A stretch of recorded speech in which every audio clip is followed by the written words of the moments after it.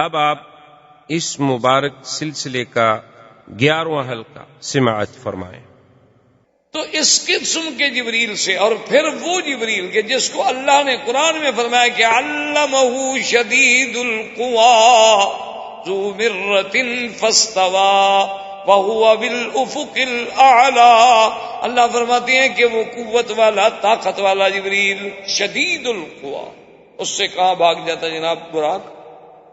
لیکن مسئلہ امت کو سمجھانا تھا، حضور کی امت کو سبق دینا تھا کہ بھئی اسباب پر بھی عمل کرو اور اللہ پر امید، یہ نہیں کہ اسباب چھوڑ کے ہاتھ پاؤں توڑ کے بیٹھ جاؤ بس جی ہم تو اللہ کے خزانے سے کھا رہے ہیں۔ اب حضور صلی اللہ علیہ وسلم فرماتے ہیں ثم اتیت، اس کے بعد میرے پاس 2 برتن لائے گئے، ایک روایت میں ہے کہ 3 برتن لائے گئے، ایک برتن میں شراب تھی، ایک برتن میں پانی تھا اور ایک برتن میں دودھ تھا۔ مجھے پیاس جو لگی تو میرے سامنے 3 برتن پیش کیے گئے، ایک میں پانی تھا، ایک میں شراب تھی اور ایک میں دودھ تھا، اور کہا گیا کہ حضور ان 3 میں سے جو آپ کو پسند ہو آپ اختیار فرما لیں، آپ چن لیں، آپ کے لیے سب ٹھیک۔ حضور صلی اللہ علیہ وسلم فرماتے ہیں فاخترت اللبن، میں نے تو دودھ کو اختیار کیا، میں نے کہا مجھے تو دودھ دے۔ تو جبریل علیہ السلام بڑے خوش ہوئے اور انہوں نے کہا اصبت الفطرت یا محمد صلی اللہ علیہ وسلم، حضور مبارک ہو، آپ نے تو بالکل عین فطرت پہ جو حق چیز ہے وہ چنی ہے۔ اگر آپ شراب لے لیتے رغبت امتوں کا، آپ کی امت گمراہ ہو جاتی، اور اگر آپ پانی پسند کرتے تو آپ کی امت پانی میں غرق ہو جاتی، اور آپ نے دودھ پسند کیا ہے چونکہ دودھ ہی تو ایک ایسی چیز ہے جو اللہ نے بندے کے لیے خود غذا بنائی، یہی تو چیز فطرت ہے۔ جیسے ہر بچہ فطرت پہ پیدا ہوتا ہے، اس کی غذائے فطرت جو ہے وہ دودھ ہے، کہ ماں کے بطن سے اسے دودھ ملتا ہے اور کوئی چیز نہیں ملتی۔ اگر اس سے کوئی دنیا میں غذا اور اچھی ہوتی تو اللہ اور اچھی دے دے، اللہ کے آگے کیا مشکل ہے؟ جو اللہ تبارک و تعالیٰ ایک عورت کے سینے میں دودھ پیدا کر سکتے ہیں، ایک عورت کی چھاتیوں میں دودھ کی نہریں بہا سکتے ہیں، اور وہاں دیکھیں وہ سسٹم کتنا رکھا ہوا ہے، فلٹر کیسا ہوتا ہے کہ دنیا کی لاکھ مشینری فلٹر کرے اتنا صاف نہیں ہو سکتا جتنا اللہ بچے کے لیے خود نظام بنایا ہوا۔ تو آپ نے وہ برتن لے لیا اور اس کے بعد کہتے ہیں جبریل علیہ السلام مجھے لے کر مسجد اقصیٰ کی طرف داخل ہوئے، اور مسجد اقصیٰ میں نے دیکھا کہ وہ تو بھری ہوئی، اور بعض روایات میں یہ بھی آیا ہے کہ وہاں اذان دی گئی، اور وہی اذان ہے جو آج مسلمان دے رہے ہیں۔ یہ اذان دراصل اسراء کے زمانے میں مسجد اقصیٰ میں دی گئی اور حضور صلی اللہ علیہ وسلم کے سامنے، تاکہ حضور کو اس اذان کی تعلیم دی جائے اور آپ اپنے صحابہ کو تعلیم دی جا سکے۔ تو نے کہا اللہ اکبر اللہ اکبر، اللہ فرماتے ہیں صدق عبدی صدق عبدی، میرے بندے نے سچ کہا، سب سے بڑا میں اشہد ان لا الہ الا اللہ قال صدق عبدی لا معبود غیری، میرے بندے نے سچ کہا میرے سوا کوئی الہ۔ اشہد ان محمد رسول اللہ قال صدق عبدی انا استفیتہ انا اخترتہ انا ارسلتہ، اللہ نے فرمایا بالکل میرا بندہ سچ کہہ رہا ہے، باقی اس کو تو میں نے چن لیا، میں نے نبی بنا کے بھیجا ہے۔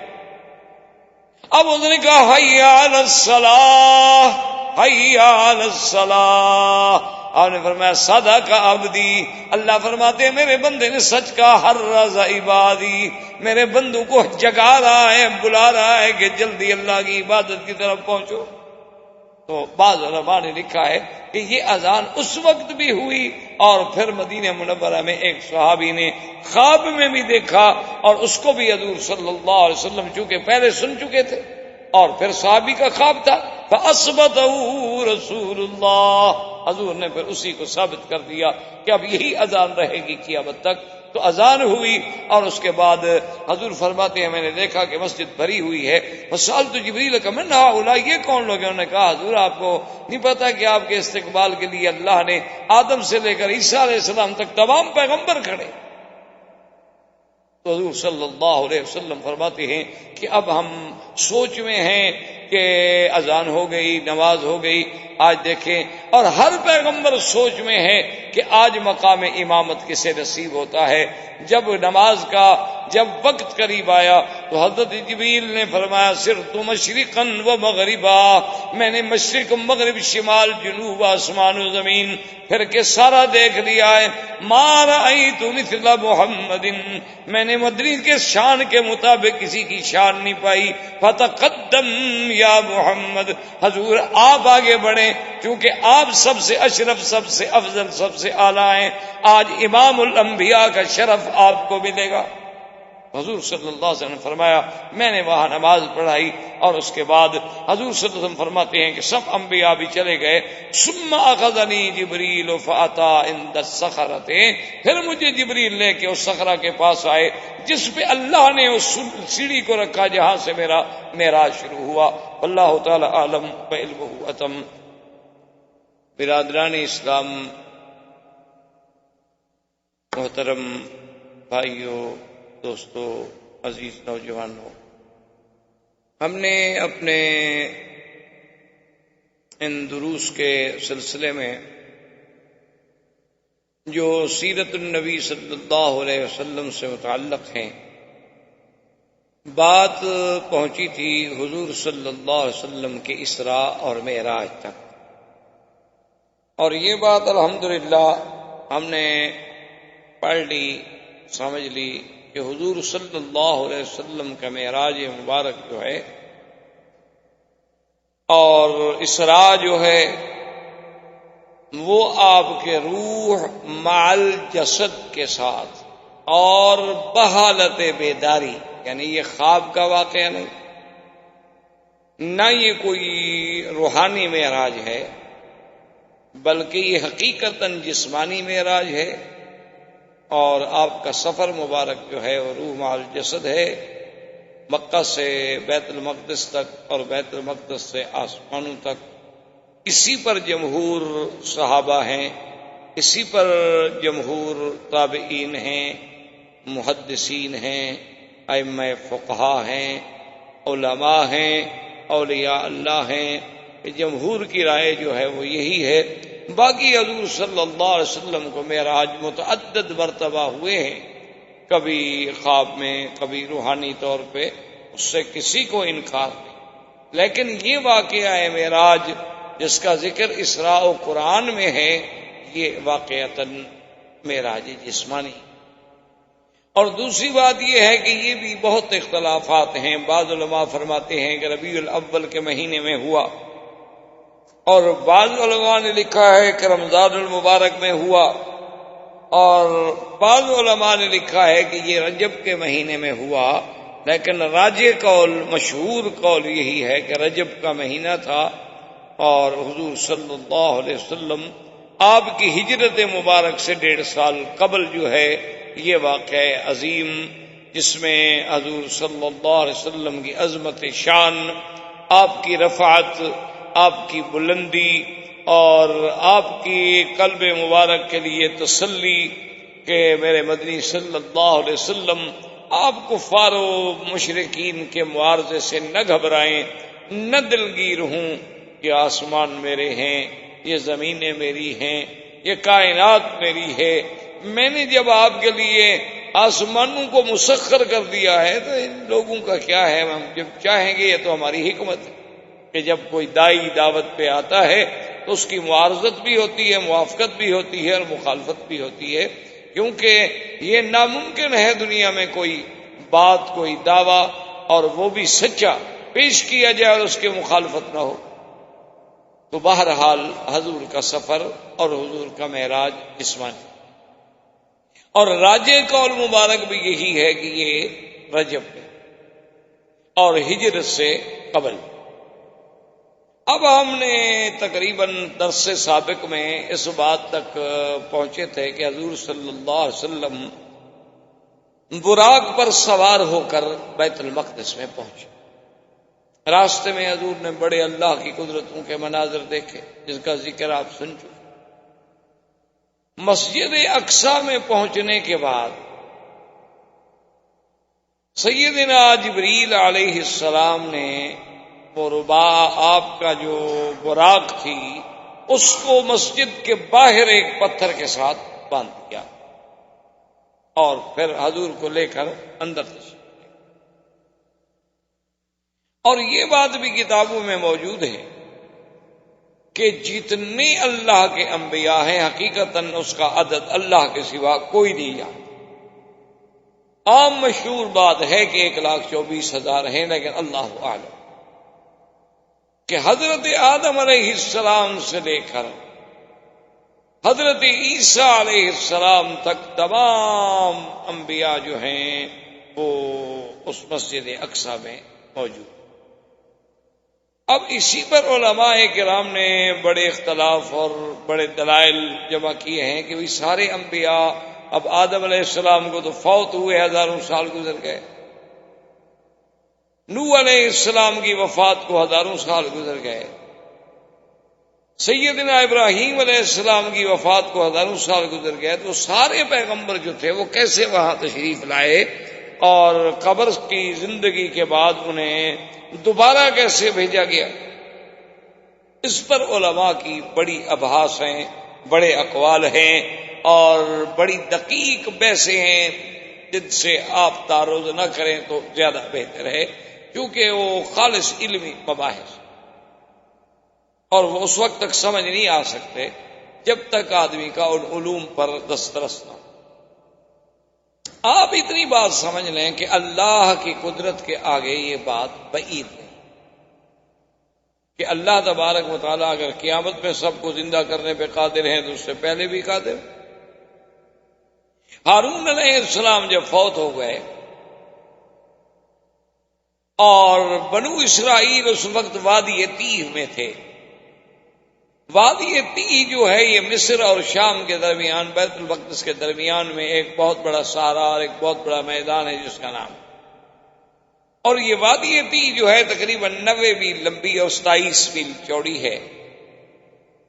اسی میں اللہ نے بنو اسرائیل کو قید کر دیا تھا، 6 لاکھ آدمیوں کو، کہ 40 سال تک وہ اسی میں سرگردان پھرتے رہے اور باہر نہیں نکل سکے۔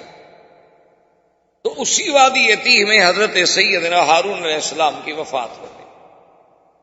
ہارون علیہ السلام کے وفات کے کچھ دنوں کے بعد بنو اسرائیل نے نعوذ باللہ آپس میں یہ باتیں کہنی شروع کر دیں کہ ہارون علیہ السلام چونکہ ہمارے ساتھ بڑی مہربانی کرتے تھے، ہمارے ساتھ بہت محبت کرتے تھے، موسیٰ علیہ السلام نے ہی ان کو مار دیا۔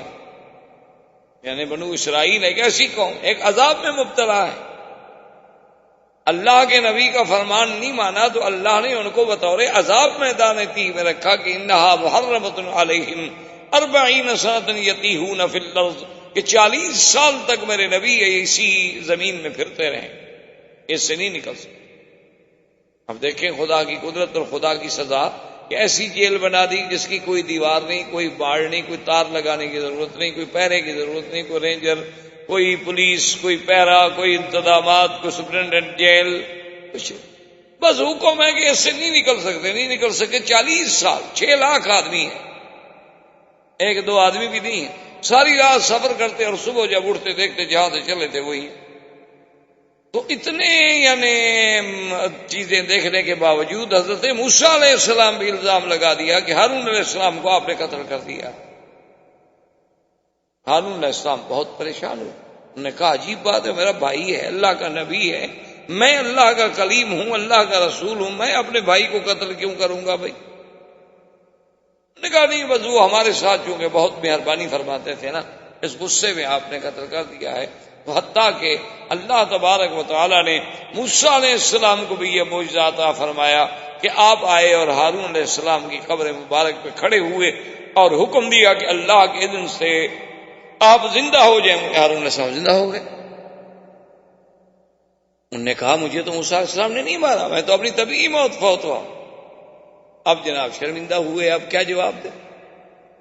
تو اللہ اگر ہارون علیہ السلام کو زندہ کر سکتے، اللہ تبارک و تعالی سرکار دو عالم صلی اللہ علیہ وسلم کو آپ نے صحیح مسلم میں حدیث ہے، آپ نے فرمایا کہ اسی سے اسراء والی رات میں میں ایک جگہ سے گزرا تو میں نے دیکھا کہ موسیٰ علیہ السلام قائم یصلی فی قبرہ، اپنی قبر میں کھڑے ہیں اور نماز پڑھ رہے ہیں۔ اسی طرح حضور صلی اللہ علیہ وسلم نے فرمایا کہ میں نے حج کے موقع پہ دیکھا کہ موسیٰ علیہ السلام ایک اونٹنی پہ سوار ہیں اور کانوں میں انگلیاں دیے ہوئے ہیں اور بڑے زور زور سے لبیک اللہم لبیک لبیک لا شریک لک لبیک ان الحمد والنعمت لک والملک لا شریک لک پڑھ رہے ہیں۔ تو اگر موسیٰ علیہ السلام وہاں حج کے لیے آ سکتے ہیں اور قبر میں کھڑے ہو کے نماز پڑھ سکتے ہیں تو ان کا بیت المقدس میں آ جانا بھی کوئی بڑی بات۔ وما ذلک علی اللہ بعزیز، اللہ کے آگے کیا مشکل۔ اور بعض علماء نے فرمایا کہ جیسے ایک عالم ارواح تھا جس میں صرف ہماری روحیں تھیں، اور ایک عالم دنیا ہے جس میں ہم بس رہے، اس کے بعد ایک عالم برزخ ہے اور اس کے بعد پھر ایک عالم آخرت ہے۔ انہوں نے کہا اسی طرح ایک عالم مثال ہے۔ عالم مثال کا معنی یہ ہوتا ہے کہ اللہ تبارک و تعالی نے ان کو مثالی وجود عطا فرمائے کہ وہ قبر مبارک سے بھی خروج لازم نہ آئے اور مثالی وجود کے ساتھ مسجد اقصی میں بھی حاضر ہو جائیں۔ بعض علماء کرام نے رحمت اللہ علیہم اجمعین نے اس بات کو یوں بیان فرمایا، لیکن اصل بات آپ اسی پہ رکھیں کہ ایک بات تو یہ ہے کہ اللہ کے انبیاء اپنے قبور میں زندہ ہیں، دوسری بات یہ ہے کہ صریح حدیث ہے کہ اللہ نے زمین پر یہ بات حرام کر دی ہے کہ وہ کسی نبی کے جسے کو چھیڑ سکے، یعنی ہر بندے کی مرنے کے بعد ہو سکتا ہے کیڑے لگ جائیں، ہمیں کیڑے کھا جائیں، سب ممکن ہے، لیکن اللہ حرم اجساد الانبیاء الی الارض، اللہ نے زمین پر انبیاء کے جسے کو حرام کر دیا ہے، اس کی طاقت ہی نہیں کہ انبیاء کے جسے کو چھو سکے۔ اور اللہ تبارک و تعالی جب چاہے زندہ کر، اس لیے قرآن ایک جگہ کہتا ہے وَلَقَدْ آتَيْنَا مُوسَى الْكِتَابَ فَلَا تَكُنْ فِي مِرْيَةٍ مِّن لِقَائِهِ، کہ میرے مدنی صلی اللہ علیہ وسلم تحقیق ہم نے موسیٰ علیہ السلام کو کتاب دی ہے اور آپ ان کے ملنے میں کسی شک میں نہ پڑیں، وہ حقیقی ملاقات ہوگی۔ اب موسیٰ علیہ السلام سے اور تو ملاقات ہے نہیں حضور صلی اللہ علیہ وسلم کی ماں سوائے معراج کی رات، اس کا معنی یہ ہے کہ وہ ملاقات بھی حقیقی تھی۔ اور جیسے کہ بعض علماء نے لکھا ہے کہ بھی رات کے نہ گزرنے کا معنی یہ تھا کہ اللہ نے گردش و لیل و نہار کو روک دیا، بریک لگ گئے، بس کہ ٹھہر جاؤ کہ اب میرے مدنی معراج پہ چلے ہیں، آپ جہاں ہیں وہی رکی رہیں بس۔ تو جب سارا نظام ہی رک گیا، سارے نظام عالم کو روک دیا گیا، اور یہ بھی اللہ کے آگے بعید نہیں۔ اللہ کے ایک پیغمبر یوشع ابن نون جب جہاد کر رہے تھے بیت المقدس پر، تو وہ جمعہ کا دن تھا اور جہاد اتنی طویل ہو گیا کہ بالکل سورج جو تھا وہ پیلا ہونا شروع ہو گیا، قریب تھا کہ سورج ڈوب جائے، اور صبح ہفتہ تھا اور ہفتے کے دن قتال ہو نہیں سکتی، ان کے نزدیک بند تھی اس زمانے میں کہ یوم سبت جو ہے قتال نہیں۔ اب حضرت یوشع ابن نون علیہ السلام کے دل میں خیال آیا کہ اتنی جہاد کے بعد، اتنی محنت کے بعد اب ہم بالکل فتح کے قریب پہنچ چکے ہیں، اور اگر آج کا دن گزر جاتا ہے اور رات آ جاتی ہے تو ہو سکتا ہے ان کو اور کمک پہنچ جائے، ہو سکتا ہے ہمارے حالات اور اچھے نہ رہیں۔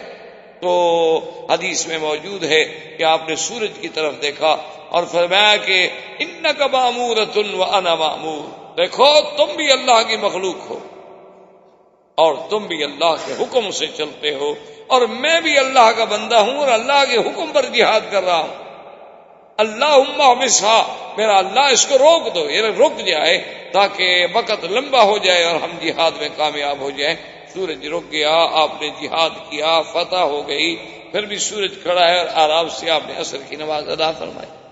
تو اگر ایک پیغمبر کے کہنے سے سورج رک سکتا ہے تو سرکار دو عالم صلی اللہ علیہ وسلم کے لیے یہ پورا نظام عالم جو ہے کیوں نہیں روک سکتا؟ اس کے روکنے میں کیا اشکال؟ تو اس لیے علماء نے فرمایا کہ اس عالم کو اللہ نے روک دیا اور انبیاء کو وہاں بھیج دیا، اور اللہ کے آگے کوئی مشکل نہیں۔ اور اسی طرح یہ بھی روایات میں موجود ہے کہ اسی اسراء و معراج کی رات میں اللہ کے ایک فرشتے نے آذان دی، یعنی یہ آذان جو ہے یہ بھی لیلۃ المعراج سے چلی، ایک بندے نے، ایک ملک نے آذان دی کہ اللہ اکبر اللہ اکبر، فقال اللہ صدق عبدی صدق عبدی۔ جب اس نے کہا کہ اللہ اکبر اللہ بڑا ہے تو اللہ نے فرمایا ہاں میرا بندہ سچ کہہ رہا ہے، میں ہی بڑا ہوں، مجھ سے بڑا کون؟ جب اس نے کہا اشہد ان لا الہ الا اللہ، اللہ نے فرمایا صدق عبدی، میرے بندے نے سچ کہا ہے، کیونکہ لا معبود بحق سوا، اللہ کے سوا کوئی الہ نہیں۔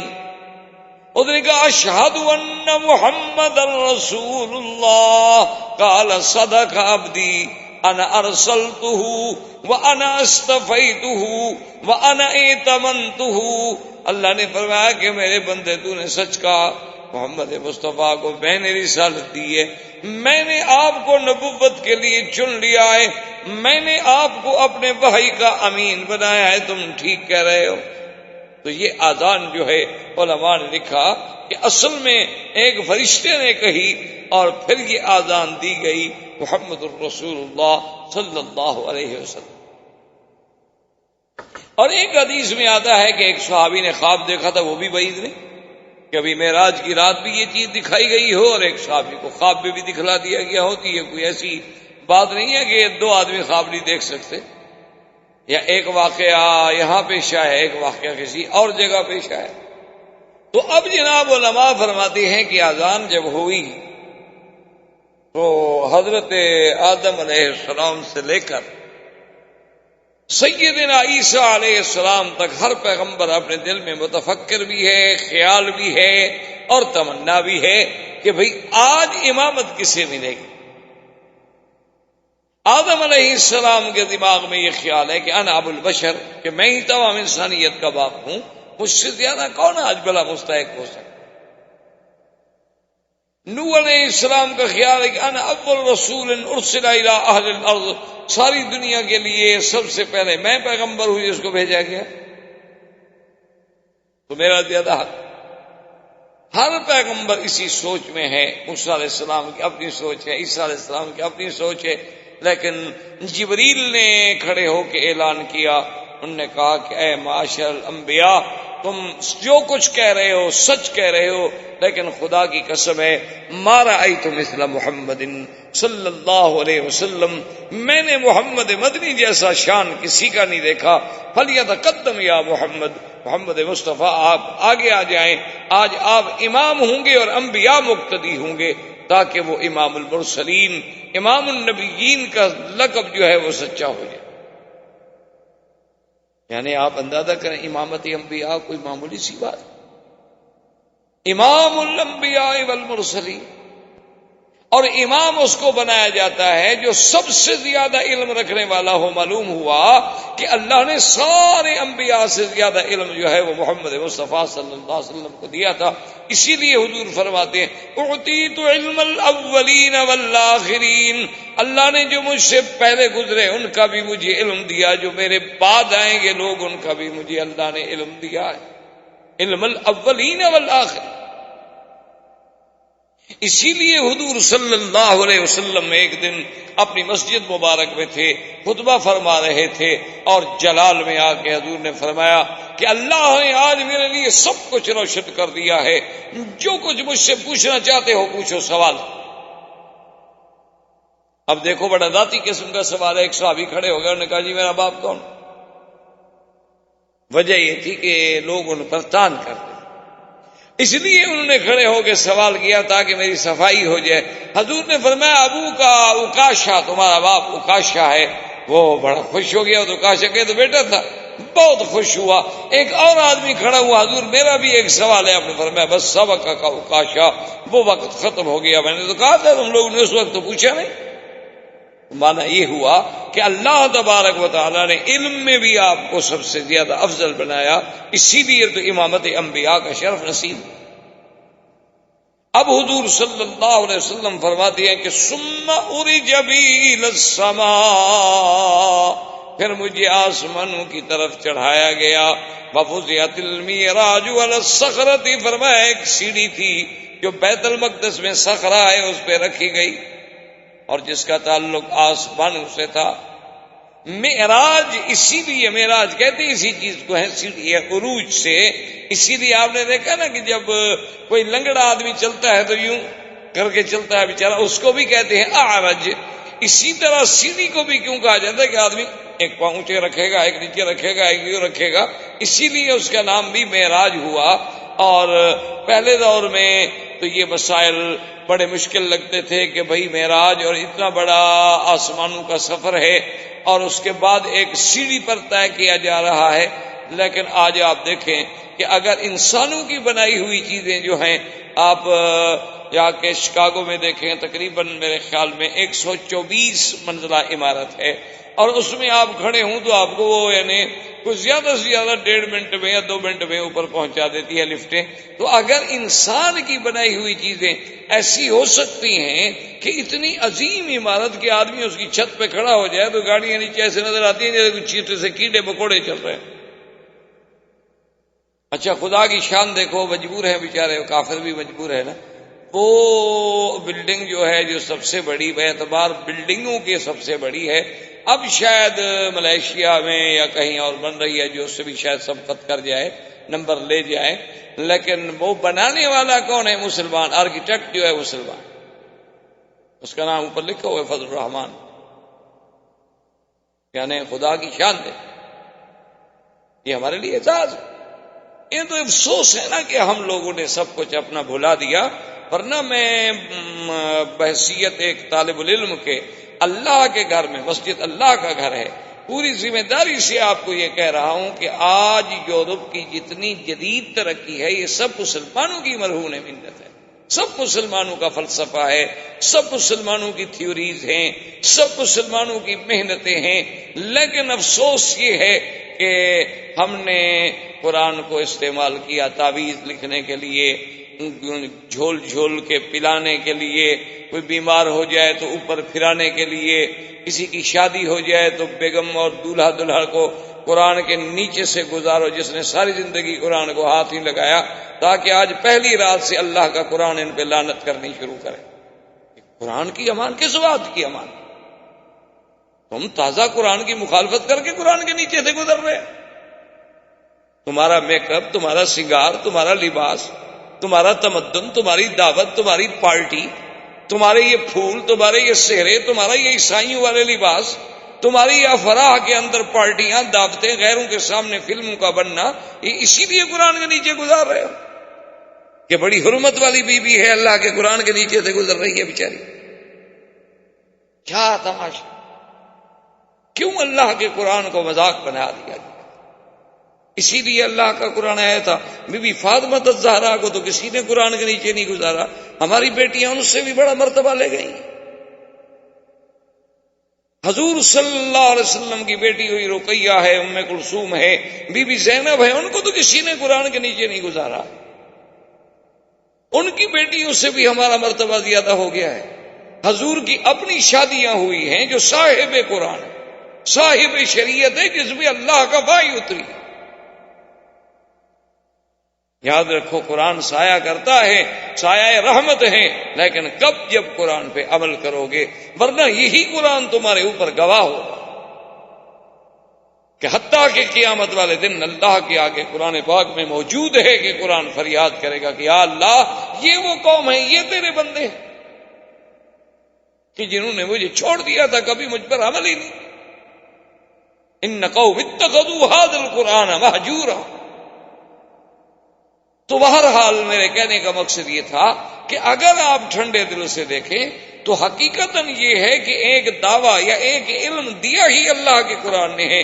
آج پوری دنیا اٹامک انرجی اور فلاں سب سے پہلے یہ کس نے آئیڈیا دیا تھا، کس نے یہ نظریہ دیا تھا کہ ارسل علیہم طیرا ابابیل ترمیہم بحجارۃ، کہ ایک پرندہ آتا ہے، اس کی چونچ میں ایک پتھر ہے اور اوپر سے ڈالتا ہے اور تباہی کر دیتا ہے۔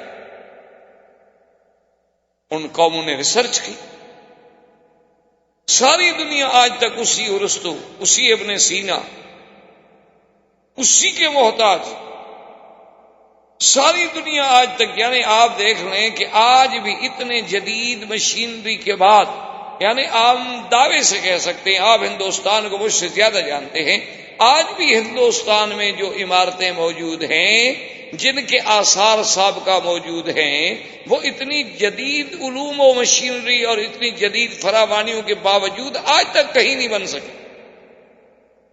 یعنی آج بھی وہ ضرب المثل ہے. آج بھی آپ دیکھیں اہرام مصر جو ہیں وہ اپنی مثال آپ ہیں. مسلمانوں کو تو اللہ نے باعتبار زمان کے، باعتبار مکان کے، باعتبار وسائل کے، باعتبار علم کے، یعنی ایسی نعمتوں سے نوازا ہے کہ اب ہم خود خدا کو چھوڑ دیں تو پھر اللہ ہم پر قہر نہیں کرے گا تو کیا کریں. اگر ہم خود خدا کو چھوڑ دیں اور ہم خود یعنی مسلمان کافر کے سامنے شرمندگی محسوس کریں، اتنی دکھ کی بات کہ ہمارے سامنے ایک کافر آئے تو ہم اپنے آپ میں کمی محسوس کریں کہ یار یہ بہت ایڈوانس قوم ہے، پڑھے لکھے لوگ ہیں، بہت آگے ہیں، ہم ان سے کیا بات کریں گے جو کل تمہارے غلام تھے، جنہوں نے تم سے علم حاصل کیا ہے، جنہوں نے تمہاری کتابیں چرائی ہیں، اور جنہوں نے غصے میں اور جلال میں نہیں، اس لیے تمہاری کتابیں غرناطہ میں جلا دی تھی کہ دریا جو تھے وہ سیاہی کے ساتھ تبدیل ہو گئے تھے کہ مسلمانوں کے ذخیرے کو کرش کر دو، ختم کر دو. آج بھی آپ دیکھ لیں جناب، ہندوستان بہت بڑا ملک ہے، ٹھیک ہے، اس میں کوئی شک ہے. آپ دیکھ لیں ہندوؤں کی اور متعصب ہندوؤں کی حکومت ہے، لیکن آپ کا سب سے بڑا آئٹم پہ کام کرنے والا کون ہے؟ پھر بھی مسلمان. آپ تو کرکٹ نہیں جیت سکتے جب تک مسلمان ساتھ ہوں. ایسی قوم ہے آپ، کرکٹ نہیں جیت سکتے. اور نخرہ اور تازہ اور روب یہ ہے، ہاں ظلم کرنا بہادری نہیں ہوتی کہ مسلمانوں کی بستیاں اجاڑ دو، کہیں بم مروا دو، کہیں کچھ کریے، کوئی بہادری نہیں. بہادری تو یہ ہوتی کہ اتنے عرصے کے بعد تم مسلمانوں کا دل جیت لیتے. بہادری تو تب ہوتی کہ محمد ابن قاسم جہاں گیا، جب واپس جانے لگا تو لوگ دھاڑے مار مار کر رو رہے تھے کہ کہاں چھوڑ کے ہمیں جا رہے ہیں، تم کیا کر رہے ہیں؟ اس نے کہا میں تو اپنے امیر کے حکم کا پابند ہوں، مجھے حکم آ گیا واپس جاؤ، بس میں جا رہا ہوں. جہاں سے مسلمان گزرے ہیں لوگ تاریخیں اٹھا کے دیکھ رہے ہیں، لوگ روتے تھے کہ اتنے اچھے لوگ آئے تھے ہمارے پاس، کہاں واپس جا رہے ہیں، کیوں جا رہے ہیں؟ تو اگر تمہاری ہندو تہذیب میں کوئی قابلیت تھی، کوئی کشش تھی، کوئی چاشنی تھی تو اتنے عرصے سے تمہیں حکومت کرنے کا موقع ملا. یہ تو نہ ہوتا کہ آج مسلمان صرف مسلمان نہیں، مسلمان ہوں، دلت ہوں، شودر ہوں، ماں سوائے برہمن کے کون ہے جو تم پر خوش ہو؟ تو تم ان کو کیوں نہیں اپنا بنا سکتے؟ لیکن آخر کوئی وجہ تو ہے. تو اس لیے یہ ساری چیزیں جو تھیں کہ آج ہم جب وہ لفٹ دیکھتے ہیں تو مسئلے سمجھ آتے ہیں کہ مولا یہ تو انسانوں کی بنائی ہوئی ہے. تو نے اپنے نبی کے لیے پتہ نہیں کتنی تیز رفتار سیڑھی رکھی ہوگی کہ میرے مدنی بس تم بٹن اوپر کھڑے ہو جاؤ، بس نورانی بٹن کے ساتھ آسمانوں پہ ہم خود پہنچا دیں. تمہارے ذمہ کھڑا ہونا ہے، ورنہ یہ نہیں کہ آپ چلتے رہیں اور سیڑھیوں پہ چڑھتے رہیں. حضور فرماتے ہیں ثم عرج بی الی السماء الدنیا، پھر مجھے آسمان دنیا کی طرف جب ہم پہنچے تو وہاں دروازہ بند تھا. یہاں سے یہ بھی پتہ لگا کہ آسمانوں کے دروازے ہیں. یہ نہیں کہ جدید فلسفی جیسے کہتے ہیں جی آسمان تو ہے ہی نہیں، آسمان کا کہتے ہیں وجود ہی نہیں. یہ کیا ہے؟ وہ کہتے ہیں جو تمہیں نظر آتا ہے یہ نیلگوں فضا ہے، اس کے اثرات ہیں، وہ نظر آتے ہیں، آسمان نہیں. یہ جھوٹے ہیں. جب اللہ قرآن میں کہتا ہے کہ ہم نے آسمان پیدا کیے ہیں، الذی خلق سبع سماوات طباقا، اللہ فرماتے ہیں ہم نے آسمان 7 بنائے ہیں طبق. اور اس کے بعد علماء نے یہ بھی لکھا ہے کہ پہلا آسمان جو ہے موجن مکفوف، اور دوسرا آسمان جو ہے مرمرتن بیضاء، اور تیسرا آسمان جو ہے وہ لوہے سے بنایا گیا، چوتھا جو ہے وہ نحاس سے بنایا گیا، پانچواں جو ہے وہ فضہ سے بنایا گیا، اور چھٹا جو ہے وہ سونے سے بنایا گیا، اور ساتواں جو ہے وہ یاقوت احمر سے بنایا گیا. ہر آسمان اپنی اپنی جنسی الگ، لیکن خدا کی شان دیکھو، زمین کی جنس ایک، زمینیں بھی 7 ہیں. وَمِنَ الْأَرْضِ مِثْلُهُنَّ، اللہ نے فرمایا قرآن میں کہ زمینیں بھی اسی طرح جیسے آسمان ساتھ ہیں زمینیں بھی ساتھ ہیں، لیکن زمین کی جنس ایک ہے، زمین مختلف نہیں، یعنی ساتوں طبقات اس کے جو ہیں ان کی. اسی لیے قرآن جہاں بھی نام لے گا آپ دیکھیں کہ آسمان کا جمع کا صیغہ آئے گا، زمین کا مفرد کا صیغہ آئے گا، کیونکہ زمین وہاں مراد الارض سے جنس الارض مراد ہو. اللہ تبارک و تعالیٰ نے فرمایا 7 سماوات طباقا، ایک جگہ نہیں فرمایا، کئی مقامات پہ فرمایا. افلا ينظرون الى الابل كيف خلقت والى السماء كيف رفعت. اللہ فرماتے ہیں نہیں دیکھتے میں نے آسمانوں کو کیسے بلند کیا ہے. کہیں فرماتے ہیں والسماء بنيناها بأيد وإنا لموسعون، کہ آسمانوں کو ہم نے اپنے ہاتھ سے بنایا. آسمان اور پھر آسمانوں میں دروازے ہیں. قرآن کہتا ہے ففتحنا ابواب السماء بماء منہمر وفجرنا الارض عیونا فالتقى الماء على امر قد قدر. اللہ فرماتی ہیں کہ ہم نے آسمانوں کے دروازے کھول دیے. جب نوح کی قوم پہ عذاب آیا تو ہم نے آسمانوں کو حکم دیا کھول دو دروازے کا، اوپر سے بھی پانی برساؤ. یاد رکھو پانی کے خزانے جو ہیں بعض آسمانوں میں ہیں اور بعض بادلوں میں ہیں. بعض اللہ نے زمین کے نیچے رکھے ہیں اور بعض کو اللہ نے یعنی برف کی شکل میں پہاڑوں کے اوپر جمایا ہوا ہے کہ بغیر ٹینکیاں بنائے ہوئے تمہارا اتنا پانی اللہ نے محفوظ کر دیا ہے. اور وہ اتنی ایسی چیز جامد کر دی ہے کہ اس میں کوئی کچھ جراثیم کچھ اثر ہی نہیں کر سکتا. کوئی چیز قریب جائے خود ٹھنڈے سے مر جائے اور محفوظ. اچھا ایک دن میں دھوپ میں پڑے تو پگھل جائے، ایسا بھی نہیں ہوتا. اللہ کا ایک ایسا نظام ہے.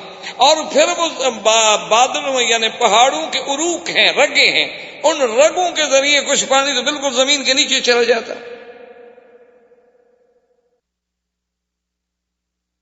جس کو تم پھر اپنا کنویں کھود کے پانی نکالتے ہو، جس میں تم اپنا. اور کچھ پانی ایسا ہوتا ہے جو زمین کی سطح پہ گرتا ہے، جس کو تم نہروں کے اندر قید کرتے ہو، دریاؤں کے اندر قید کرتے ہو، ڈیم بنا کے پابند کرتے ہو. اور کچھ آسمانوں کے اوپر دریا ہے. اسی لیے روایات مبارک میں آتا ہے کہ عرش جو ہے وہ دریا پر ہے، پانی پر ہے، کیونکہ عرش کے نیچے ایک دریا ہے رحمت. تو اللہ چاہتے ہیں تو کبھی وہاں سے پانی برسا دیتے ہیں اور کبھی چاہتے ہیں تو بادل نیچے سے پانی کے قطرات لے کے اکٹھے ہوتے ہیں اور پھر اس سے پانی برستا ہے. اس لیے قرآن نے دونوں جگہ ذکر کیا.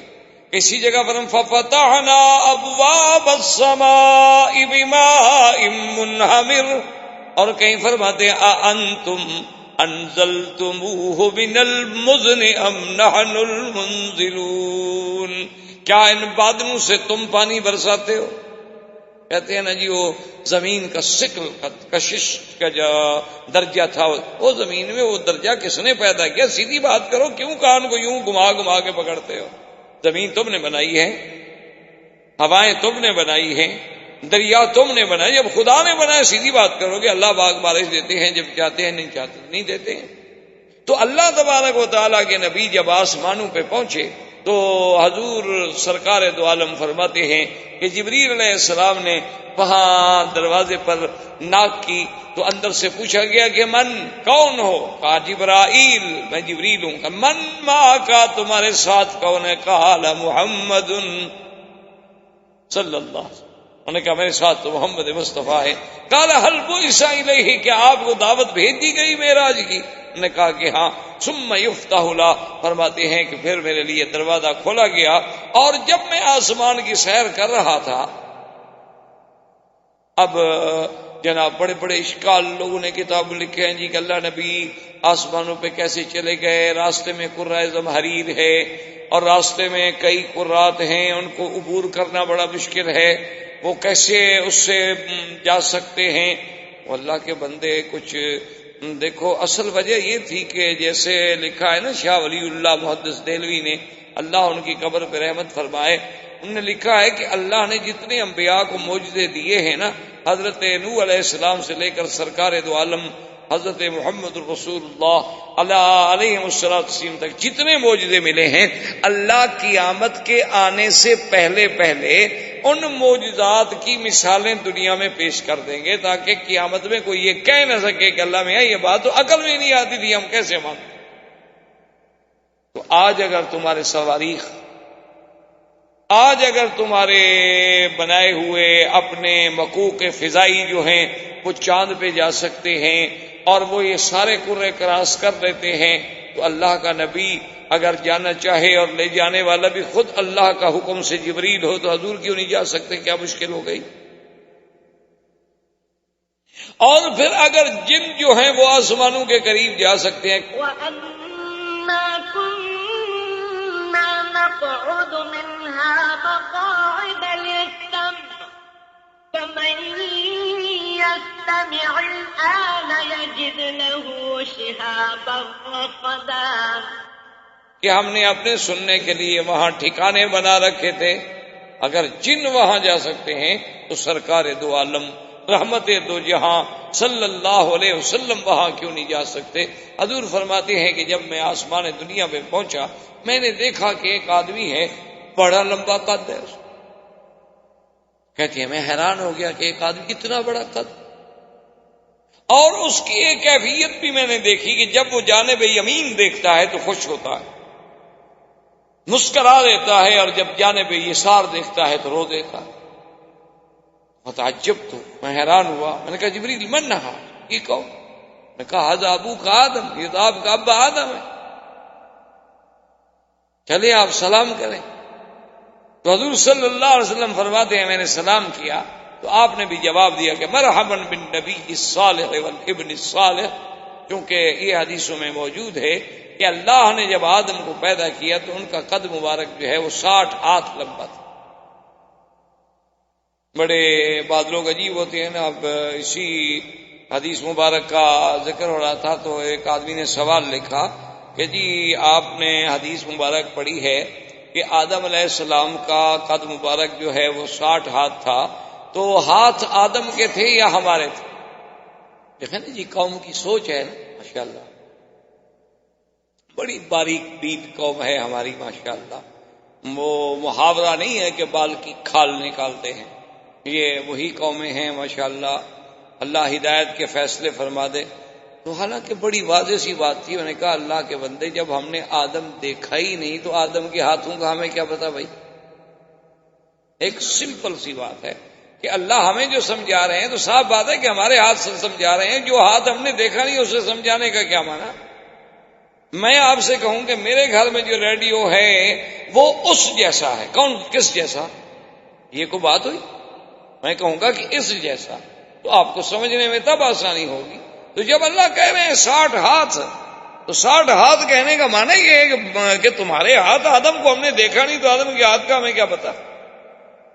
ایک واضح سی بات ہے، لیکن ایک تو اصول ہوتا ہے کہ چلو بھائی کسی نہ کسی شکل میں مولویوں کو چھیڑا کرو، اچھا ہے مفت کا، چلو۔ اور پھر کوئی جواب نہ آیا تو کہا دیکھو جی ہم کتنے پڑھے لکھے، مولوی صاحب چپ ہو گئے۔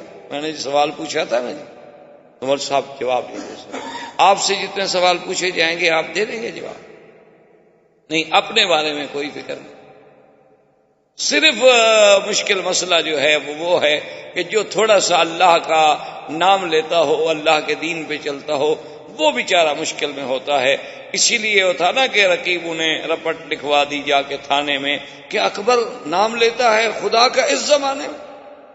تو آج کل تو اللہ کا نام لینا اور دین کا کام کرنا بھی بڑا مشکل ہوتا ہے۔ عجیب عجیب سوال ہوتے ہیں کہ آدمی جناب پڑھ کے حیران بھی ہوتا ہے اور پھر جواب بھی دینا پڑتا ہے، کیا کریں، اس قوم سے گزارا تو کرنا۔ تو بہرحال حضور صلی اللہ علیہ وسلم نے فرمایا کہ میں نے پوچھا کہ جبرائیل یہ ادھر دیکھتے ہیں تو خوش ہو جاتے ہیں، ادھر دیکھتے ہیں رونے لگ جاتے ہیں، کیا بات ہے؟ انہوں نے فرمایا کہ محمد بدنی جب ادھر دیکھتے ہیں تو اللہ ان کو ان کے اولاد کے وہ عالم دکھلاتے ہیں ارواح کا، جو مومن ہیں، جو جنت میں جانے والے ہیں، تو خوش ہو جاتے ہیں کہ ماشاءاللہ میری اولاد میں اتنی جنت میں جائیں گے۔ اور جب شمال دیکھتے ہیں تو وہ دکھلائے جاتے ہیں جنہوں نے جہنم میں جانا۔ تو آخر باپ ہے، اولاد کتنی گندی ہو باپ کو تو تکلیف ہوگی۔ اس کے بعد حضور فرماتے ہیں ثم ذهبت اذا ارجت الى السماء الثانیہ، پھر میں دوسرے آسمان پہ پہنچا فاذا بابنی خالہ، میں نے وہاں حضرت عیسیٰ اور یحییٰ سے ملاقات کی۔ اسی طرح پھر تیسرے آسمان پہ تشریف لے گئے، حضرت ادریس سے ملاقات ہوئی، پھر حضرت ہارون سے ملاقات ہوئی، اور چھٹے آسمان پہ حضرت موسیٰ علیہ السلام سے ملاقات ہوئی، اور ساتویں آسمان پہ جب پہنچے تو حضور فرماتے ہیں کہ میں نے دیکھا کہ ایک گھر ہے اور اس کے ساتھ ایک آدمی ٹیک لگا کے بیٹھے ہیں، اور اتنا فرمایا خوبصورت ہیں، اتنا ان کے چہرے پہ جمال ہے، داڑھی مبارک سینے تک ہے، اور حضور نے فرمایا یوں سمجھ لو کہ بالکل ان کی شکل جو تھی میری شکل سے ملتی تھی۔ تو میں نے پوچھا کہ جبریل من ھذا، یہ کون ہے؟ فرمایا ابو کا ابراہیم، آپ کا ابا ابراہیم ہے۔ تو میں نے کہا جبریل یہ گھر کیا ہے؟ فرمایا بیت المعمور، یہ آسمان والوں کا کعبہ ہے، جیسے اللہ نے زمین میں کعبہ بنایا ہے اسی طرح ساتویں آسمان پر بھی کعبہ ہے۔ اس کعبے کا طواف بندے کرتے ہیں اور اس کعبے کا طواف اللہ کے فرشتے کرتے ہیں، اور کل یوم 70,000 ملک، 70,000 فرشتہ دن میں آتا ہے طواف کرنے کے لیے۔ اور جبریل نے کہا کہ محمد عربی اسی سے اندازہ لگا لو اللہ کے فرشتوں کا کہ جس نے ایک دفعہ طواف کر لیا اس کو قیامت تک پھر نمبر نہیں ملے گا۔ 70,000 طواف روز کرتے ہیں، اور ان کو پھر جو کر گئے بس وہ کر گئے، پھر ان کو قیامت تک موقع نہیں ملے۔ حضور صلی اللہ علیہ وسلم فرماتے ہیں کہ جب میں 7ویں آسمان پہ پہنچا اور اس کے بعد مجھے لے جایا گیا سدرۃ المنتہا، ایک درخت ہے بیری کا، اور اس کو منتہا کیوں کہتے ہیں یاد رکھیں کہ اللہ سے جو احکام آتے ہیں وہ بھی وہی آتے ہیں، پھر وہاں سے فرشتوں کو ملتے ہیں، اور نیچے سے جو ہمارے اعمال جاتے ہیں وہ بھی وہی تک پہنچتے ہیں، منتہا ہو بس انتہا۔ تو حضور فرماتے ہیں کہ جب میں سدرۃ المنتہا پہ گیا تو میں نے وہ درخت دیکھا، فرماتے ہیں وہ کوئی درخت تھا عجیب سا درخت، فَإِذَا أَوْرَاقُهَا كَآذَانِ الْفِيلَةِ، اس کے پتے ایسے تھے جیسے ہاتھی کے بڑے بڑے کان ہوتے ہیں، ہاتھی کے بڑے بڑے کان ہوتے ہیں۔ تو اس طرح بعض علماء نے فرمایا کہ اللہ نے حضور صلی اللہ علیہ وسلم کو بھی ہاتھی دکھلایا، تبھی تو حضور نے تشبیہ دی، اور فرمایا وَإِذَا ثَمَارُهَا، اور اس کو جو پھل لگے ہوئے تھے نا، جو بیر لگے ہوئے تھے، وہ ہماری طرح کے نہیں تھے، فرمایا کلال حجر، جیسے بنو حجر کے مٹکے ہوتے ہیں نا بڑے بڑے، ایسے بڑے بڑے بیر تھے اس کے۔ اور حضور نے فرمایا کہ اس کے ہر پتے پہ اللہ کا فرشتہ تھا، اور اس کے بعد فرماتے ہیں کہ میں ابھی کھڑا دیکھ رہا تھا کہ اس کو ایک نور نے ڈھانپ لیا، جس کو قرآن کہتا ہے یغشی السدرۃ ما یغشی ما کذب الفؤاد ما رأى لقد رأى من آیات ربہ الکبریٰ۔ اللہ تبارک و تعالیٰ فرماتے ہیں کہ جب ڈھانپ لیا ڈھانپنے والی چیز اس رحمت نے سدرہ کے درخت کو، اور اس کے بعد جو کچھ میرے مدنی نے دیکھا بالکل حقیقت ہے، نہ تو آنکھوں کو دھوکہ لگا ہے اور نہ دل میں کوئی غلط خیال آیا، بلکہ اللہ نے آپ کو اپنی بڑی بڑی نشانیاں دکھلائی ہیں۔ اور اس کے بعد حضور فرماتے ہیں کہ ثم غشیا نور، پھر اس کے بعد ایک منظر بدلتا ہے کہ اس پہ ایک ایسا نور چھا جاتا ہے، فرمایا کہ میں بیان کرنے سے قاصر ہوں، میں بیان نہیں کر سکتا کہ وہ کیسا نور تھا، فرمایا لمبا نہ تھا۔ اسی لیے علماء نے لکھا ہے کہ اندازہ کریں کہ حضور صلی اللہ علیہ وسلم جیسا فصیح اللسان افصل انسانیہ شخص جو ہے وہ نہ بیان کر سکے تو اور کس کی طاقت ہے کہ وہ بیان کرے گا۔ اب اس کے بعد فرماتے ہیں، اب یاد رکھیں کہ اس میں اکثر محدثین کرام اور بخاری و مسلم اور صحیح احادیث سے مبارک سے صرف جو ہمیں ثبوت ملتا ہے معراج کا وہ سدرۃ المنتہا تک ہے، لیکن بعض روایات میں یہ بھی ہے کہ اس کے بعد پھر رف آئے، اور فرماتے ہیں کہ مجھے اس پہ بٹھایا گیا. رف رف کی پوزیشن یوں تھی، یوں سمجھنے کہ جیسے ایک قالین بچھا دیا جائے اور قالین پہ کوئی کھڑا ہو. اور جب وہ اس کو اوپر اٹھایا گیا تو میں نے دیکھا کہ جبریل تو کھڑے ہو گئے. جبریل جو تھے وہ کھڑے تھے. تو میں نے کہا جبریل تم کیوں رک گئے؟ تم تو میرے ساتھ آئے ہو، تم تو زمین سے میرے ساتھ ہو. اس نے کہا کہ یا محمد صلی اللہ علیہ وسلم، اب میں اس جگہ سے آگے جو ہے بالکل نہیں جا سکتا. اگر میں ذرا بھی تجاوز کروں تو مجھے جلا دیا جائے گا. میری طاقت نہیں ہے کہ میں اگلے تجلیات کو برداشت کر سکوں. اس لیے کسی نے کیا خوب لکھا ہے، اس نے کہا کہ جہاں جبریل جیسے نوری فرشتے کے مقام کی انتہا ہوئی، وہاں سے پھر میرے مدنی کے مزید معراج کی ابتدا. صلی اللہ علیہ وسلم صلی اللہ علیہ وعلی آلہ واصحابہ وسلم تسلیما کثیرا کثیرا. اسی طرح یعنی بڑا ایک شاہ جی رحمۃ اللہ علیہ کا ایک لطیفہ یاد آیا کہ کسی دور میں وہ اتفاق ہوا ختم نبوت کے مسئلے پر، تو قادیانیوں سے مقابلہ تھا. تو اس میں ایک بریلوی علماء کی طرف سے ایک بڑے بزرگ ہوتے تھے، ان کے ساتھ بھی لفظ نورانی، ایک تو آج کل ہے ہمارے نورانی صاحب، ایک اس زمانے ان کے ساتھ بھی لفظ نورانی لگتا تھا. خیر بہرحال تو وہ جناب اتحاد بنا کہ بھئی قادیانیت کے خلاف ایجیٹیشن اور تحریکیں اور فلاں. اب جناب ہر صورت یہ ہے کہ پھر ان کا زور تھا. اب تحریکوں میں تو پھر مار کھانی پڑتی ہے، جیلیں اور تشدد اور سب کچھ. تو وہ جو نورانی صاحب تھے وہ انہوں نے اس کے بعد بائیکاٹ کر دیا کہ بھی میرا اس اتحاد سے کوئی تعلق. بائیکاٹ ہو. تو شاہ جی رحمت اللہ علیہ بڑے عجیب خطیب تھے اور بڑی اچھی عجیب ان کی مزاح ہوتی تھی. تقریر فرما رہے تھے کہ کسی نے چٹ لکھا کہ حضرت آپ کو نورانی کیوں چھوڑ گئے؟ تو شاہ جی مسکرائے. انہوں نے کہا بھئی ان کی تو پرانی عادت ہے، یہ میرے نانے کو بھی چھوڑ گئے سدرۃ المنتہا. انہوں نے کہا ان کی تو پرانی عادت ہے، یہ راستے میں ہی چھوڑ جاتے. تو اس میں ہمارا تو کوئی قصور ہے نہیں. اس نے کہا وہ نوری تھا نا اس لیے چھوڑ گیا. میں اگر خاکی بندہ مدنی کے ساتھ ہوتا تو جل جاتا، لیکن ساتھ تو نہ چھوڑتا نا. لیکن نوری تھا، جل گیا. تو یہ بھی نوری لوگ ہیں، ہم خاکیوں کے ساتھ چل نہیں سکتے، ہم کیا. تو بہرحال یہ تو ایک لطیفہ تھا. تو اس کے بعد حضور صلی اللہ علیہ وسلم فرماتے ہیں کہ پھر میرا اللہ تبارک و تعالی کا قرب نصیب ہوا. اور اسی پہ ابن عباس فرماتے ہیں کہ حضور نے اللہ کی زیارت کی اور اللہ تبارک و تعالی نے ابراہیم کو خلیل اللہ کا لقب بخشا اور موسیٰ کو کلیم اللہ کا لقب بخشا اور مدنی کو رویت کا شرف بخشا، جو کسی پیغمبر کو نہیں ملا کہ اس نے اپنے رب کی دیدار کی ہو. یہ صرف ملا تو سرکار دو عالم صلی اللہ علیہ وسلم کو ملا.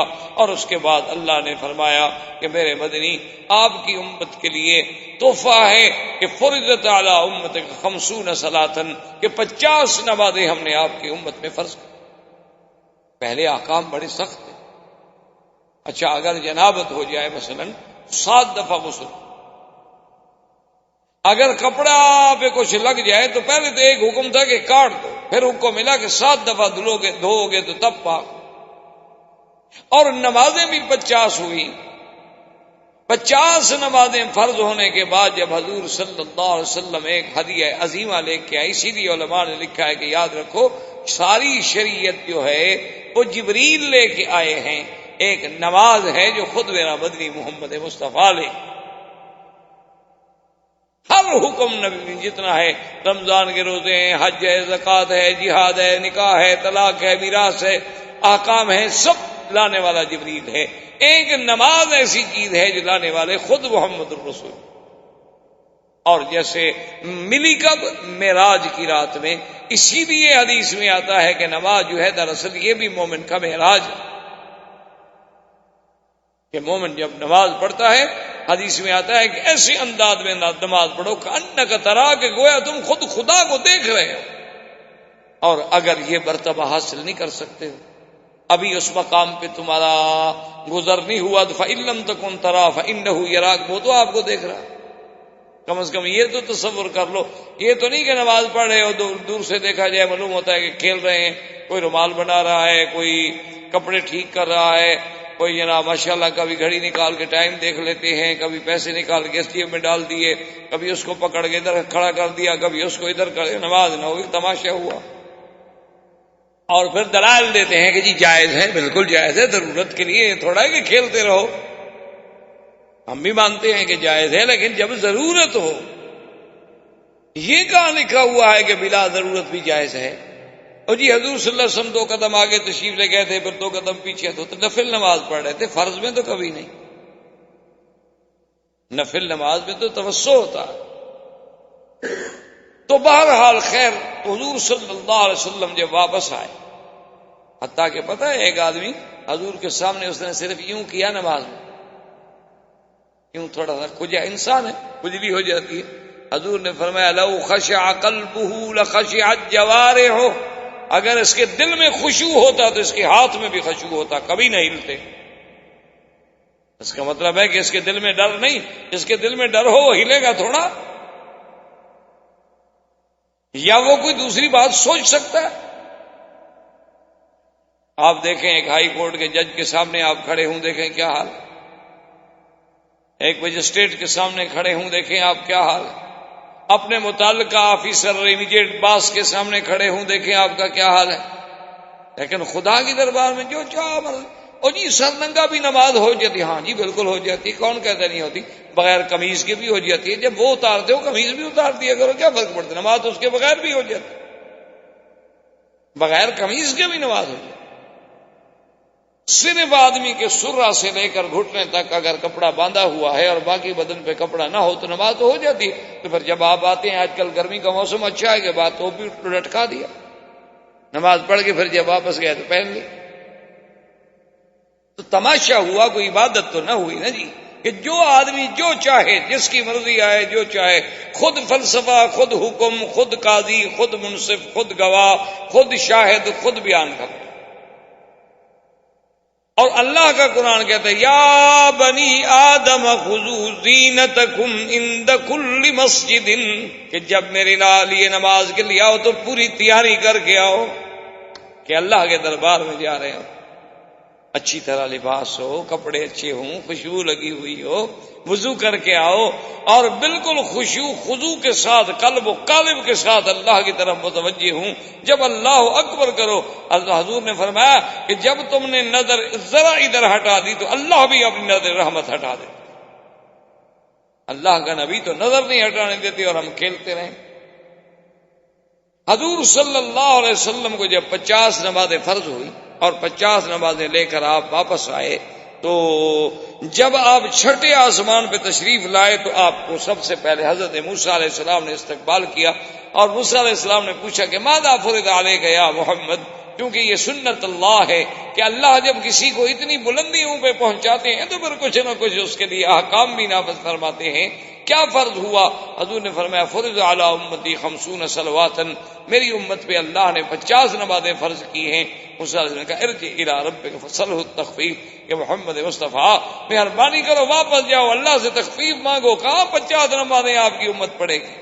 میں نے بنو اسرائیل کو دیکھا ہے, وہ 3 نمازیں نہیں پڑھتے, آپ کی امت 50 نمازیں پڑھے گی. آپ کی امت تو ماشاءاللہ, یہ تو ہو سکتا ہے کہ وہ 50 فلمیں بیٹھ کے دیکھ لے 24 گھنٹے میں, لیکن 50 نمازیں نہیں پڑھ سکتے.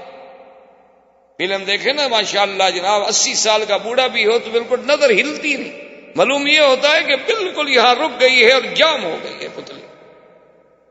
اور اللہ کے کعبے میں آئے تو کبھی ادھر رخ ہے, کبھی ادھر رخ ہے, پتہ نہیں کیا قوم ہے, ہم کدھر جا رہے ہیں, مجھے تو آج تک یہ سمجھ نہیں آ سکتا.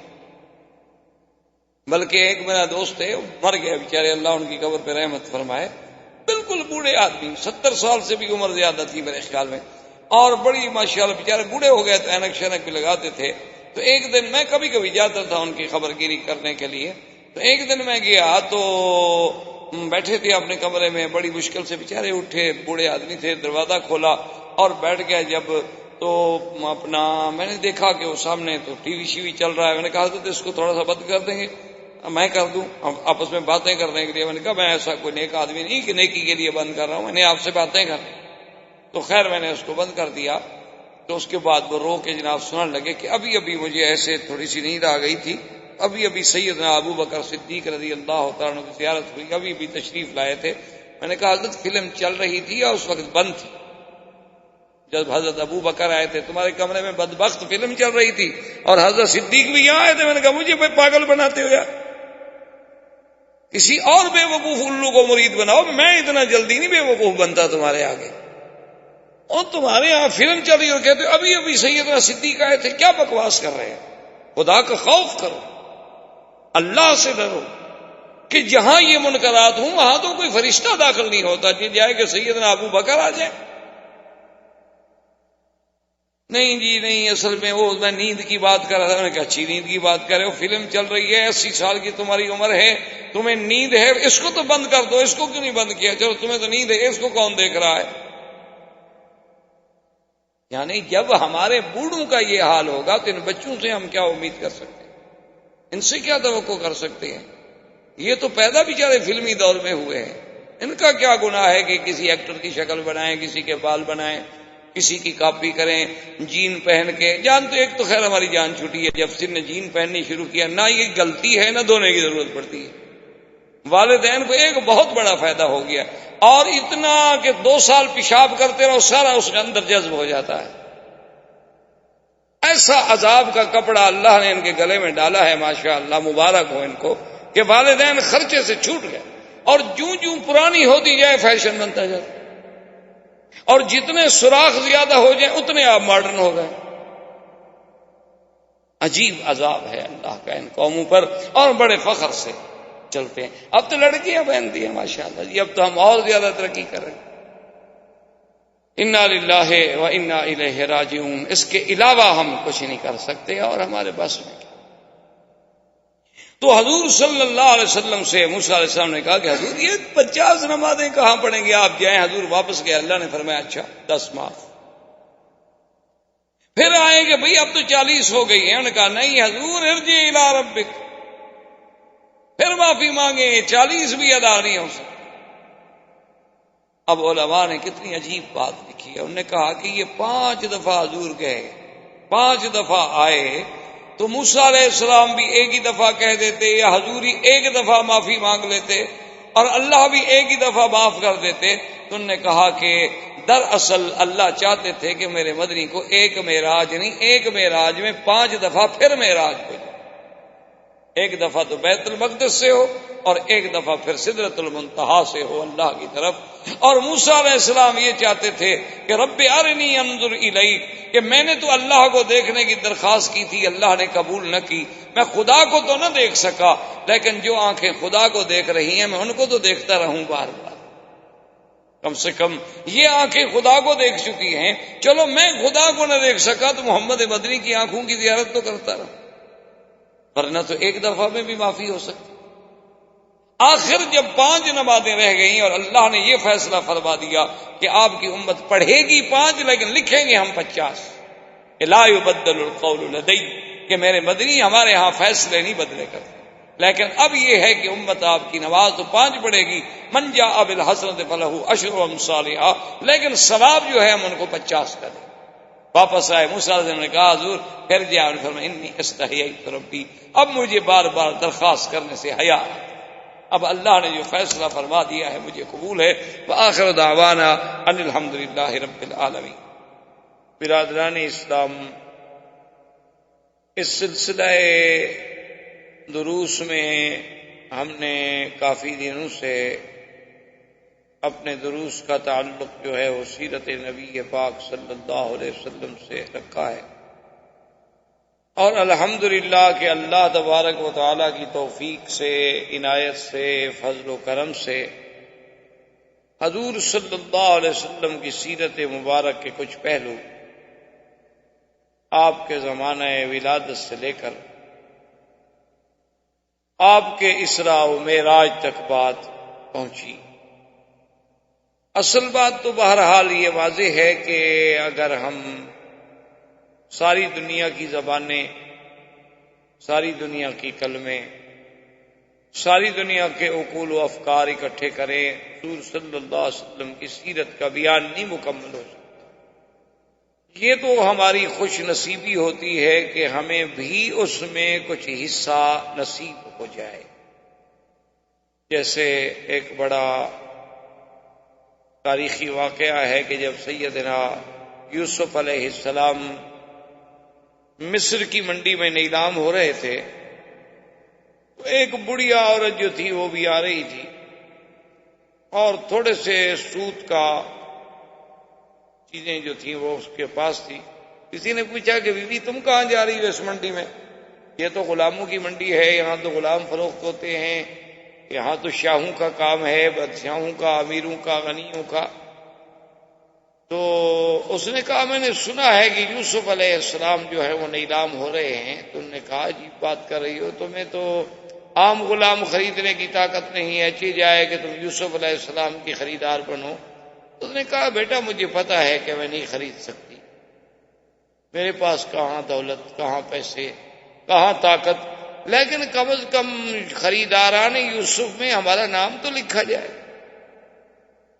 تو اصل بات یہ ہوتی ہے کہ جب آدمی سیرت پاک بیان کرے یا سنے تو ہماری صرف خوش نصیبی اتنی ہوتی ہے کہ چلو ہمارا نام بھی اس صف میں، اس قطار میں شمار ہو گیا. ورنہ سیرت پاک رسول صلی اللہ علیہ وسلم تو اگر ساری دنیا بھی رد اللسان ہو جائے تو سیرت کا ایک باب بھی پورا نہیں ہو سکتا.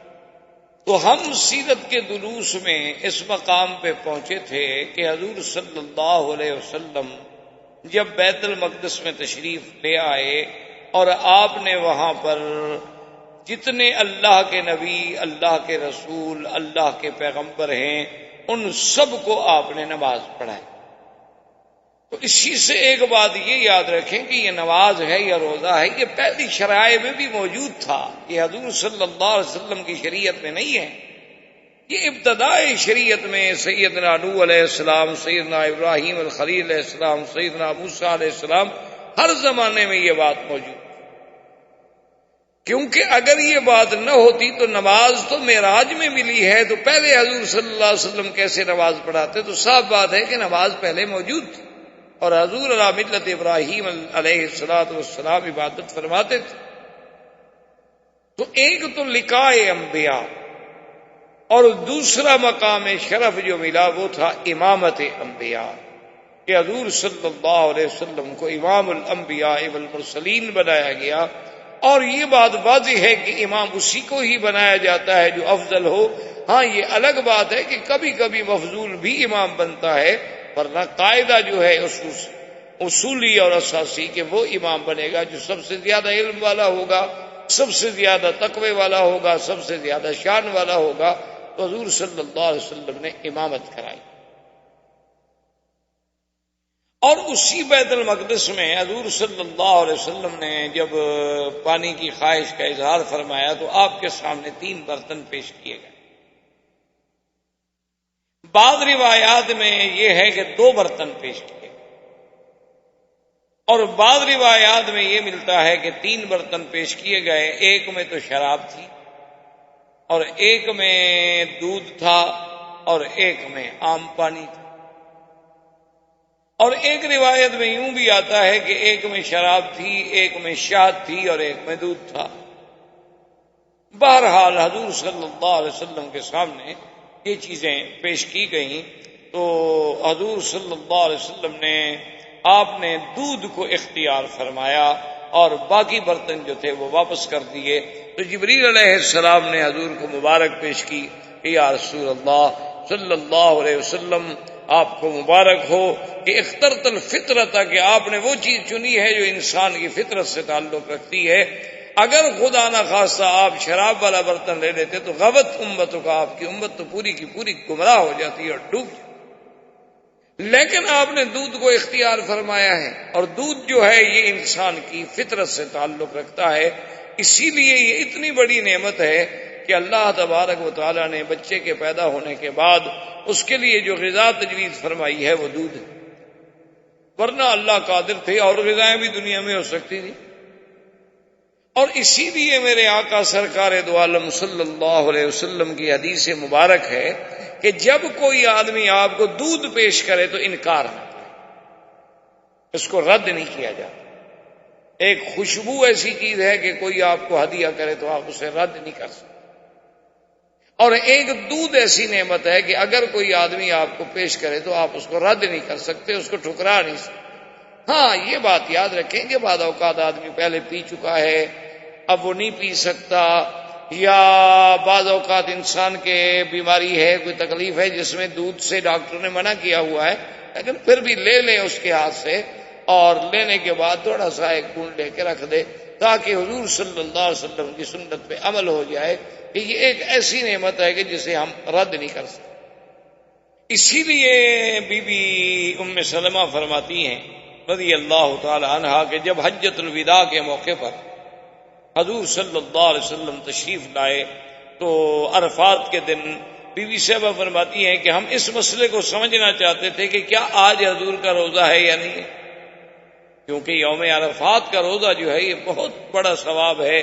صحیح حدیثوں میں موجود ہے کہ جو آدمی یوم الوقوف عرفات والے دن روزہ رکھے تو اس کے 1 سال گزشتہ کے اور 1 سال آنے والے کے گناہ معاف ہو جاتے ہیں۔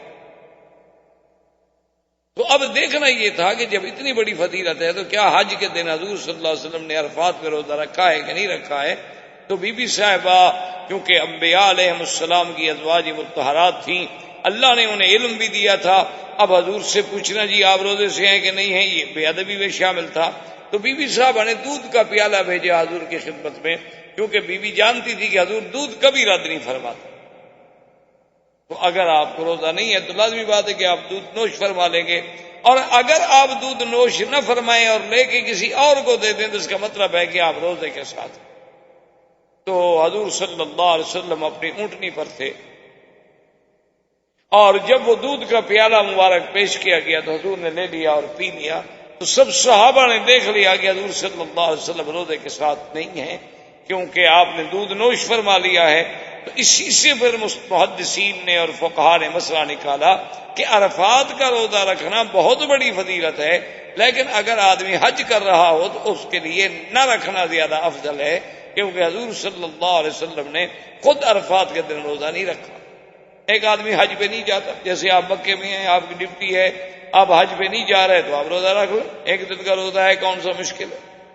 لیکن جو آدمی حج پہ جا رہا ہے اس کے لیے چونکہ محنت ہے، اس نے دھوپ میں جانا ہے، عرفات میں کھڑا ہونا ہے، گاڑی نہیں مل رہی، خیمہ نہیں مل رہا، بسیں نہیں مل رہی، وقت پہ انتظام نہیں ہو رہا، غسل کا پانی نہیں مل رہا، اس کے لیے اسلام نے اجازت دے دی کہ وہ اگر روزہ نہ رکھے تو ٹھیک ہے، ورنہ حضور صلی اللہ علیہ وسلم خود روزہ رکھ لے۔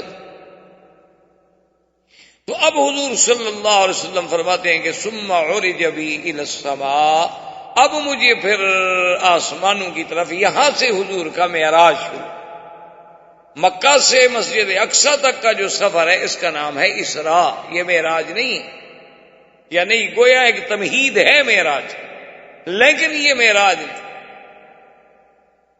اور اس میں اللہ تبارک و تعالیٰ کی کروڑوں حکمتیں تھیں کہ پہلے مکے میں شق صدر ہوا، آپ کا سینہ مبارک کھولا گیا، اس میں اللہ تبارک و تعالیٰ کی رحمت سے ایسی چیزوں کا اضافہ کیا گیا تاکہ آگے جن قرات سے میرے آقا نے محمد پاک نے گزرنا ہے وہ قرات آپ پہ اثر نہ کر سکے۔ اور دوسرا ایک ایسی سواری پر سوار کیا گیا کہ جس کا نام براق، برق، کہ جہاں نظر پڑتی ہے وہاں قدم پڑتا، اور اس کے بعد پھر لقاء انبیاء علیہم الصلاۃ والتسلیم کے حضور کی اور اشتیاق بڑھ گیا، اور پھر حضور فرماتے ہیں کہ میرے معراج کی ابتدا جو ہوئی ہے وہ بیت المقدس سے ہوئی ہے، اور بیت المقدس مسجد اقصی میں ایک جگہ ہے صخرہ، اس کو کہتے ہیں صخرۃ بیت المقدس، ایک بہت بڑا پہاڑی، یعنی ایک بہت بڑا پتھر، وہاں پر سیڑھی رکھی گئی۔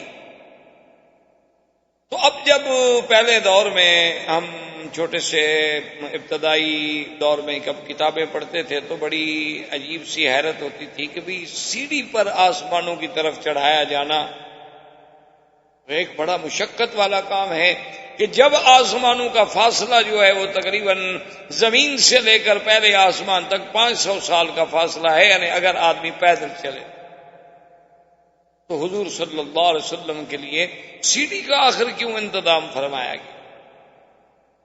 تو اب جناب یہ ہے کہ اب جب اس دور میں سائنس ہمارے سامنے جدید ایجادات کا ذریعہ بنی اور جدید وسائل کا ذریعہ بنی، تو اب ہم نے دیکھا کہ آپ دیکھتے ہیں نا حرم شریف میں بھی ماشاءاللہ ایکسیلیٹر لگے ہیں کہ آپ کھڑے ہو جائیں اور سیڑھی خود بخود چل رہی ہے، آپ کچھ نہیں چل رہے، آپ کو کوئی مشقت نہیں ہو رہی۔ یہاں تو خیر بڑے تھوڑے سے فاصلے کے ہیں۔ ابھی ہم ہانگ کانگ میں جب ختم نبوت کے دورے پہ پچھلے ہفتے میں وہاں گیا تھا، تو وہاں اسٹینلے کی ایک مسجد ہے جو ہانگ کانگ کی تاریخ کی سب سے پہلی مسجد، جس پہ کم از کم 2 صدیاں بیت چکی، 200 سال بیت چکے ہیں اس مسجد کو، اور آج بھی اللہ کی شان ہے کہ وہ مسجد قائم و دائم ہے اور آباد ہے۔ اور اب تو خیر وہاں کے مسلمانوں نے ماشاءاللہ ایک بہت بڑا اس کے لیے جامع منصوبہ بنایا ہوا ہے، لیکن بس وہ کچھ کورٹ پرابلمز ہیں کہ لوگ اس کی جائیداد پہ مسجد کے ساتھ جو جگہ ہے اس پہ قابض ہیں، ان کا اٹھانا مشکل ہو رہا ہے مسلمانوں کا۔ تو بہرحال میرے کہنے کا مقصد یہ تھا کہ جب اس مسجد کے لیے ہم گئے ماشاءاللہ، تو کئی میل تک ان سیڑھیوں سے ایکسیلیٹر سے جانا پڑتا ہے کہ بھئی وہ اتنی اونچائی پہ ہے کہ بس آپ ایک پہ کھڑے ہو گئے، پھر اس پر آپ نے کچھ سفر طے کیا، پھر آپ تھوڑا سا پیدل چلے، پھر ایک اور ایکسیلیٹر آ گیا، پھر ایک اور آ گیا، تو میلوں تک کا سفر جو ہے وہ سارا اسی ذریعے سے طے ہوتا ہے، اور آدمی کو کوئی تھکن نہیں، کوئی احساس نہیں۔ کہ آپ نے قدم رکھا ہے، آپ کھڑے ہیں، آپ کوئی حرکت نہیں کر رہے، آپ تو نہیں چل رہے۔ تو اگر عقول انسانی ایسی آسان چیزیں بنا سکتی ہے، تو جو عقول انسانی کا خالق ہے اس کے لیے ایسی سیڑھی بنانی کیا مشکل تھی کہ وہ سیڑھی پہ حضور کھڑے ہوں اور بس آسمان پہ پہنچ گئی؟ کون سا مشکل ہو جائے گا؟ جس نے انسان کو پیدا کیا، جس نے عقل انسانی کو پیدا کیا۔ اسی لیے ایک حدیث پاک مبارک میں یہ بھی آتا ہے کہ اول ما خلق اللہ القلم ثم خلق الدوات، یعنی خلق النون ثم خلق العقل۔ اللہ نے سب سے پہلے قلم پیدا فرمائی، اس کے بعد دوات پیدا فرمائی، اور اس کے بعد عقل پیدا فرمائی، اور اس کے بعد فرماتے ہیں وقال الجبار، اللہ فرماتے ہیں کہ اعجب الخلق الی العقل، کہ میری مخلوقات جو چیزیں میں نے پیدا کی ہیں نا، سب سے زیادہ پسندیدہ چیز جو ہے میرے پاس وہ عقل ہے۔ اور اس کے بعد اللہ فرماتے ہیں وعزتی وجلالی لأکملنک من احببت ولانکسنک من ابغضت۔ اللہ نے فرمایا کہ اے عقل، میں نے تجھے پیدا کیا ہے، مجھے اپنی عزت و جلال کی قسم ہے کہ جو مجھے محبوب ہوگا میں اس کو کامل العقل بنا دوں گا، اور جس سے مجھے ناراضگی ہوگی میں اس کا عقل چھین دوں۔ اسی لیے میرے آقا سرکار دو عالم، سرکار دو جہاں، رحمت للعالمین صلی اللہ علیہ وسلم نے فرمایا اکملہم عقلا اطوعہم للہ، کہ سب سے کامل عقل کی نشانی کیا ہے؟ جو سب سے زیادہ اللہ کا فرما بردار ہو، جو سب سے زیادہ اللہ کے فرمان پہ چلنے والا ہے، مانا اس کا عقل سب سے زیادہ۔ اسی لیے یعنی آپ حیران ہوں گے کہ علماء قرآن و سنت کا یہ فیصلہ ہے کہ کافر جو ہے اس کا عقل نہیں ہوتا۔ آپ کے لیے تو خیر یہ نئی بات ہوگی، کیونکہ آپ نے تو سب کچھ علمی کافروں سے پڑھا ہے، آپ کہیں گے ان کا کیسے عقل نہیں ہوتا؟ آپ کی تو ساری کتابیں ان کی لکھی ہوئی۔ تو اصل بات یہ ہے کہ یہ قرآن کا فیصلہ ہے اور نص قطعی ہے کہ قیامت والے دن جب کافروں کو جہنم میں ڈالا جائے گا اور ان کو ملائکہ کہیں گے کہ بدبختو تم جہنم میں جا رہے ہو، تمہارے پاس کوئی ڈرانے والا نہیں آیا، قالوا لو كنا نسمع او نعقل ما كنا في اصحاب السعیر، تو کافر کہیں گے کہ ہائے کاش ہم نے ان آنے والوں کی بات سنی ہوتی یا کچھ عقل سے کام لیا ہوتا تو ہم آج جہنم میں نہ ہوتے۔ تو لہذا جو جہنمی ہے، جو کافر ہے، وہ عقل والا کیسے ہو سکتا؟ احباب کرام، اس کے بعد اب آپ اس مبارک سلسلے کی CD نمبر 12 سماعت فرمائیں۔